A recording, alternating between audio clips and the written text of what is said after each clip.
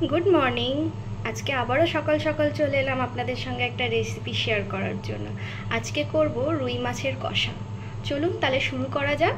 প্রথমেই রুই মাছটার মধ্যে নুন আর হলুদ মাখিয়ে নেব। আর মশলার জন্য দিয়েছি হচ্ছে এই এক টুকরো ছোট আদা, রসুন, একটা টমেটো, একটা ছোট মাঝারি সাইজের পেঁয়াজ আর একটা টমেটো। মাছে নুন হলুদটা মাখিয়ে নিচ্ছি।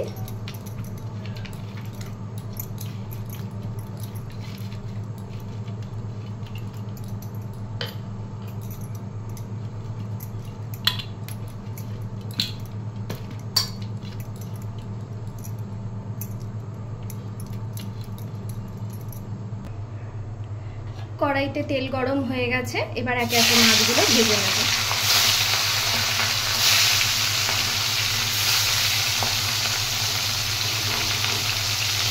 মাছগুলো ভাজা হোক, ততক্ষণ চলুন আমরা মশলাটা পিষে নিই। দেখুন মাছগুলো কিন্তু ভাজা হয়ে এসছে, আর একটু ভাজার পরে মাছগুলো তুলে রাখবো। যে গোটা মশলাটা রেডি করেছিলাম সেই গোটা মশলাটাও বেটে নিয়ে, রংটা কি সুন্দর এসছে না? মাছগুলো ভাজা হয়ে গেছে, তুলে রেখেছি। এবার এই মাছ ভাজার তেলেই গোটা জিরে ফোড়ন দেব।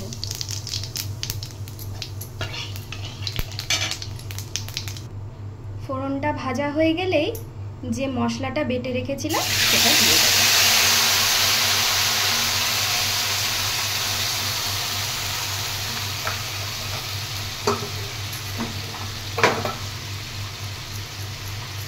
এবার দিয়ে দেব স্বাদ মতো নুন।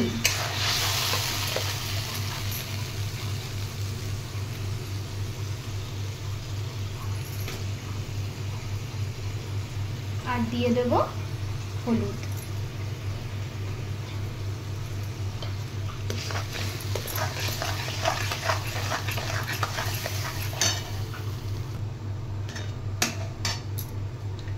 আর দেব হচ্ছে কাশ্মীরি লাল লঙ্কার গুঁড়ো।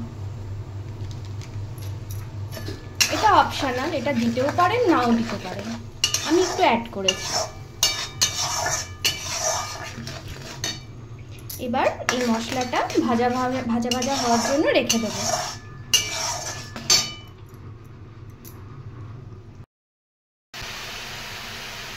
দেখুন মশলাটা কিন্তু অনেকটা কষানো হয়ে এসছে, কিন্তু ততক্ষণ অবধি কষাতে হবে যতক্ষণ না কড়া থেকে মশলাটা ছেড়ে দেয়।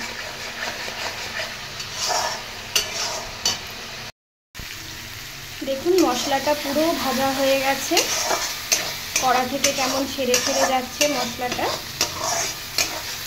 এইবারে জল অ্যাড করব।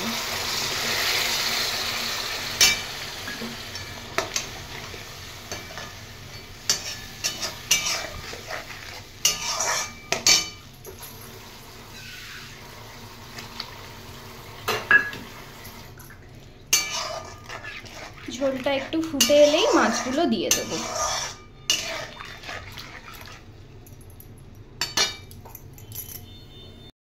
দেখুন ঝোলটা ফুটে এসছে, এবার মাছগুলো ছেড়ে দেবো একে।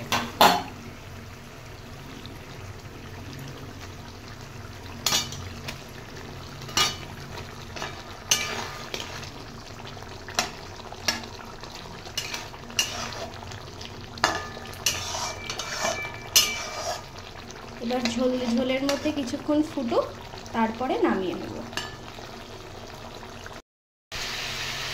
দেখুন মাছটা কিন্তু একদম কষানো হয়ে গেছে, এরকমই কষাই রাখবো।